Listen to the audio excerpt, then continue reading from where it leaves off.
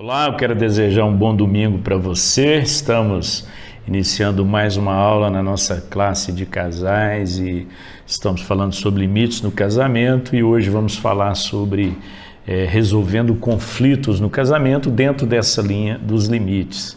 Como que nós podemos proteger o nosso casamento dos intrusos, né? Muitas vezes nós vivemos a vida conjugal sem levar em conta que por nossa própria permissão, os intrusos vão entrando e fazendo parte da nossa vida conjugal e familiar e de repente eles vão tomando conta. A primeira coisa, quando a gente está falando dos intrusos, é o exterior que muitas vezes vai afetar o interior. Nós somos os guardiões do pacto do casamento, né? Eu e você, e nós precisamos saber estruturar o relacionamento para que aquilo que vem de fora, aquilo que é externo, não apodere daquilo que é interno. Quando a gente fala de intrusos no casamento, nós temos alguns exemplos de intrusos que podem entrar na nossa vida. O primeiro é o trabalho. Muitas vezes a nossa relação conjugal, familiar e de trabalho, ela não é muito bem trabalhada e às vezes o trabalho começa a prejudicar a nossa relação familiar e perdemos essa percepção, essa sensibilidade para entender quando o trabalho está entrando e destruindo. Muitas vezes os filhos, eles são intrusos na nossa relação familiar. Os filhos são importantes, eles têm um papel fundamental na família, mas muitas vezes a maneira como nós relacionamos com os nossos filhos, eles podem tornar-se um intruso na relação conjugal. O outro é o passatempo.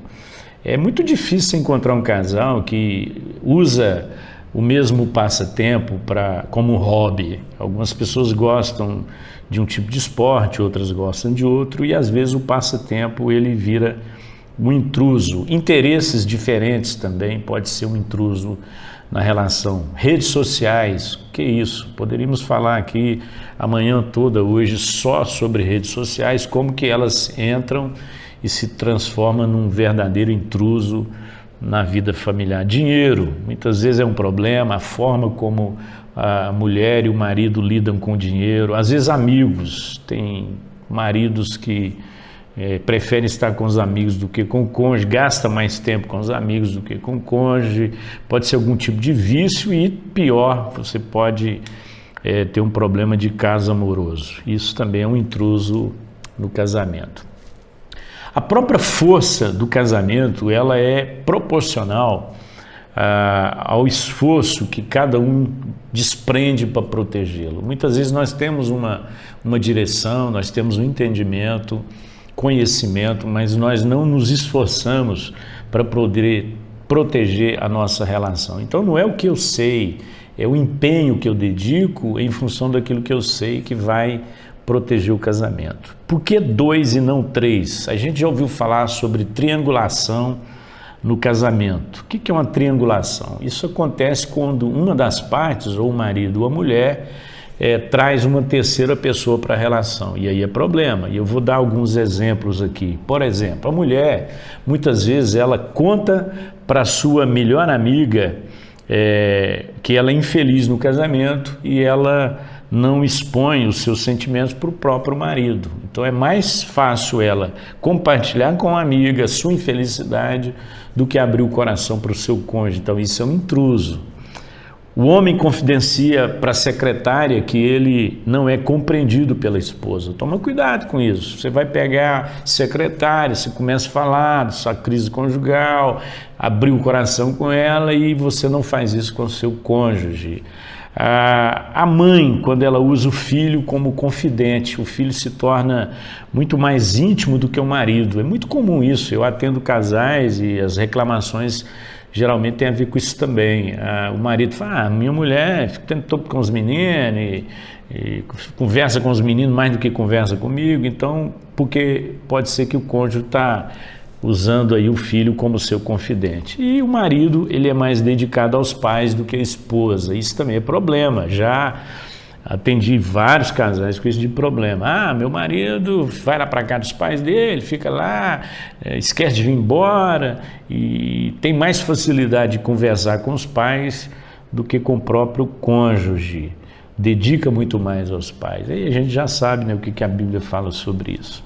Então, em todos esses exemplos que nós citamos aqui, uma das partes ela usa alguém de fora para abrir o coração. Em alguns momentos, em algumas situações, alguns assuntos nós vamos ver mais na frente, quando que as coisas externas elas não são intrusas. Então isso é comum, mas nesse contexto aqui não. O amor conjugal ele precisa de um terreno seguro para que a intimidade conjugal possa crescer. O que é um terreno seguro? Onde nós temos liberdade de compartilhar os nossos sentimentos. Você pode ser realista a respeito aos seus amigos, aos seus colegas, mas se você quiser realmente um parceiro sincero, é melhor você perguntar ao seu cônjuge o que ele pensa e não aos seus amigos. Vamos falar sobre abandonar é proteger. O que eu quero dizer com isso? Quando a gente entra no casamento, precisamos entender que casar-se é aprender a abandonar, deixar para trás algumas coisas definitivamente não se pode levar para o casamento. Então o casamento é aprender a abandonar e deixar para trás algumas coisas. O que acontece com a maioria? A maioria prefere evitar dizer não. E aí vão dizer sim. E dizer sim para tudo é o mesmo que dizer não ao casamento. Eu preciso ter esse ambiente, já falamos sobre isso numa outra aula, que nós precisamos desse ambiente onde nos sentimos seguros para dizer não e para dizer sim. O casamento chega num ponto que nós temos que fazer uma troca entre a nossa liberdade e o nosso amadurecimento. Muitas vezes ficamos brigando dentro do casamento, defendendo aquilo que nós achamos que é a nossa liberdade, e nós não pensamos no nosso amadurecimento, no nosso crescimento. Então todos os problemas com os intrusos, eles se resumem em trazer o que não se deve para o casamento. E aí não só pessoas, mas coisas que nós trazemos para o casamento, que pode ser um intruso. Então eu vou falar agora quando os de fora ou o de fora não é o intruso. Quando a gente fala de casamento, e tem muita gente que ainda não entendeu isso, o casamento ele não pode ser a nossa única fonte de vida. Isso é idolatria. Se você começa a olhar para o seu cônjuge e achar que ele é a pessoa que vai suprir tudo, né, tudo que você precisa está contido nele, então você está fazendo o seu cônjuge um objeto de idolatria. Tudo, Deus ele é tudo e tudo que vem de Deus é essa fonte de vida para nós. Quando a gente fala do casamento, o que a gente percebe? Que os laços do matrimônio eles são apenas alguns recursos que Deus vai utilizar para nos sustentar, mas Ele usa o seu amor, Ele usa a sua palavra, as amizades, tudo isso são ferramentas que Deus usa para melhorar a nossa relação. Por exemplo, a mulher, ela serve de uma válvula de escape para o lado sentimental do marido, porque muitas vezes ela é mais sentimental do que o homem. E o homem, ele vai servir, ele vai cuidar da contabilidade da casa, tomar decisões nos negócios para poder auxiliar a mulher. Então é aí que vem esse equilíbrio, né? Nós precisamos nos relacionar com outras pessoas que possam suprir aquilo que o nosso cônjuge não pode e que ele não quer suprir.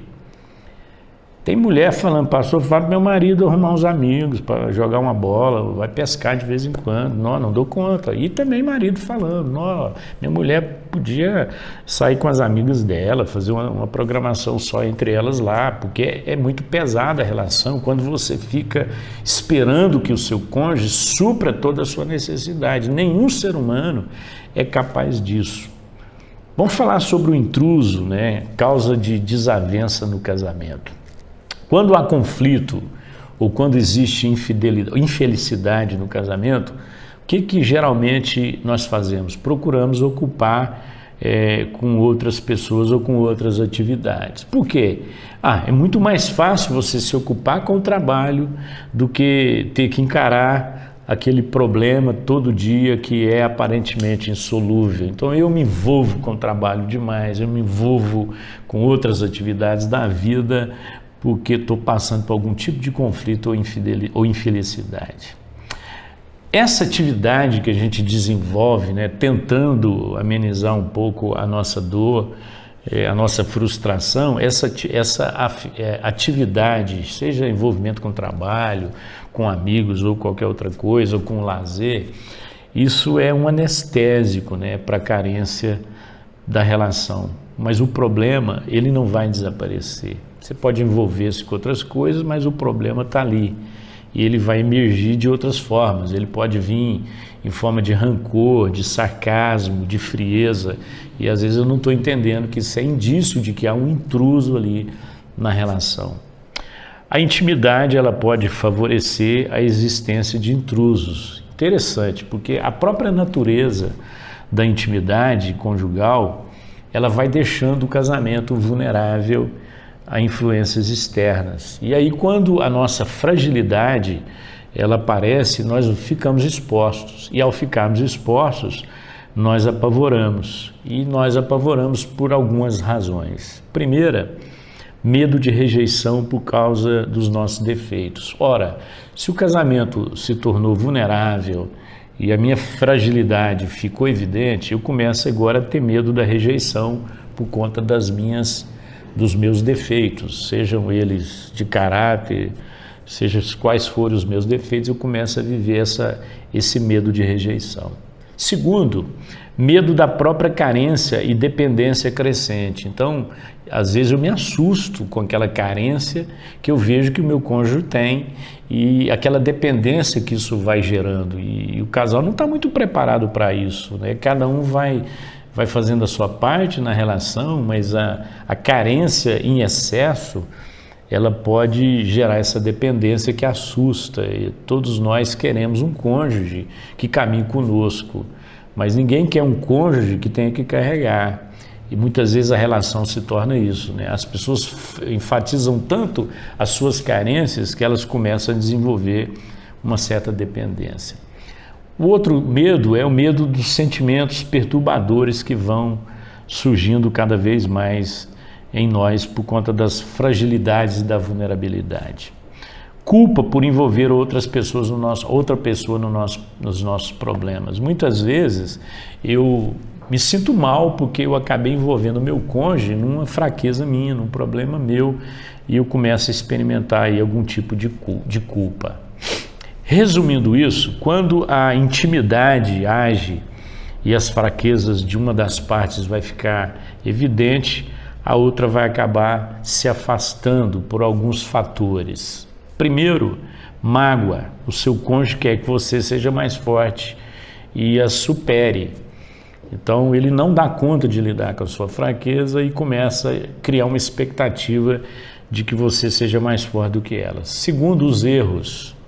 O seu cônjuge fica decepcionado com as suas falhas.